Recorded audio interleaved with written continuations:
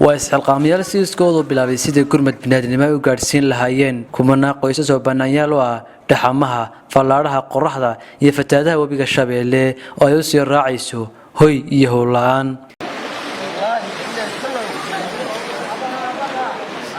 siiskooda ay isku xilqaameen dhalinyarta burcaan wax garab istaaga ka haysan gudiyada ammaanka ganacsiga iyo maamulka ee gobolka Togdheer waxay u istaageen in bulshada burca ay ka soo ururiyaan wax kasta oo ay gaarsiin karaan kumanaan qoysas oo ka barakacay fatahaadaha wabiga Shabeelle ee magaalada Beledweyne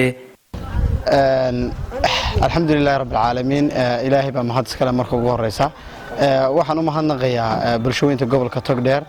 iyo waxa weeyaan dhalinyarada gobolka Togdheer iyo waxa weeyaan culimada gobolka Togdheer oo runtii hawshan miisaan aad u weyn ka qaatay hawshani waxa weeyaan waa barbilow aanu waxa weeyaan ku iba fureynay caawimada loo geysanayo Beledweyne bulshooyinka Soomaaliyeed oo dhami ay meel walba waxa weeyaan caawimadeeda ka geysanayso gurmadkani wuxuu ahaa gurmad dhalinyaro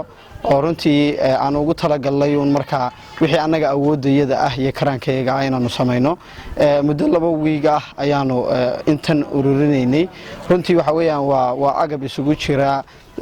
dhar iyo waxa weeyaan maacuun kalaba waa intii karaanka dhalinyarada ahayd iyo karaanka bulshadaba alxamdulillaah ilaahay baa mahad dhan iska leh waxaan maanta soo gabagabeynay gacansiintii gurmadka walaalaha ayaga Beledweyne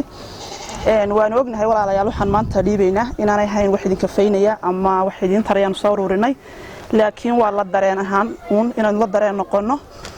insha Allah taala anagu Beledweyne horta hore ma aan arag waanu arkaynaa oo waanu imanaynaa idinkuna waad noo iman doontaan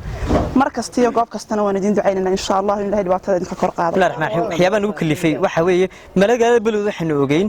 labadii wiigayna dhaafay inay masiibo ku habsatay iyadoo iska degan oo aan sida la sheegay roob ka diin markaa wax miradeed caadiga tahay ayaa hal mar masiibadaas u degtay taa awgeed waxaan naga nakiciye ka dhalinyaro ahaan waxa ku hooy beelay oo dhibaato iyo masiibo ku dhacday dhalinyaro anaga nala mid iyo hooyooyin iyo aabo taa awgeed waxaanu eegnay marka koobaad waxaan nakiciye Soomaalinimo iyo walaalnimo marka labaad waxaan nakiciye muslimnimo marka labaad saddexaad waxaan nakiciye bilaadantinimo intaas waxaan noo suurta gelisay damirkaygu nasiin waayay in aanu eegno arrimaha noocan oo kala ah nahay gobolka Togdheer iyo dhalinyaradiisa dhawaan ay ahayd markii Soomaaliland ay ku dhawaaqday gudida heer qaran ee taakuleynta dadka ku dhibaataysan Beledweyne sidaa darteed waxaan halkan ku magacaabay guddi dhexe oo ururisa qaaraanka loo gurayo Beledweyne maadaama maalmihii aan soo dhaafnay laga abaabulay dhammaan Soomaaliland qaaraan ururin gaar ahaan Burco Laascaanood Boorame si aynu qaaraanka u midayno guddi dhexe oo lagu soo wada ururiyo ayaanu halkan ku magacaabay waxa kale oo aanu wada hadalay madaxweynaha Jamhuuriyadda Soomaaliland Mudane Muuse Biixi Cabdi oo isaguna lagu booriyay hawsha inaanu galno isaguna diyaar u yahay markaanu soo gabagabayno inay xukuumaddu diyaar u tahay inay si weyn oo miisaan leh uga qayb qaadato oo aanu ku ballansanahay caynka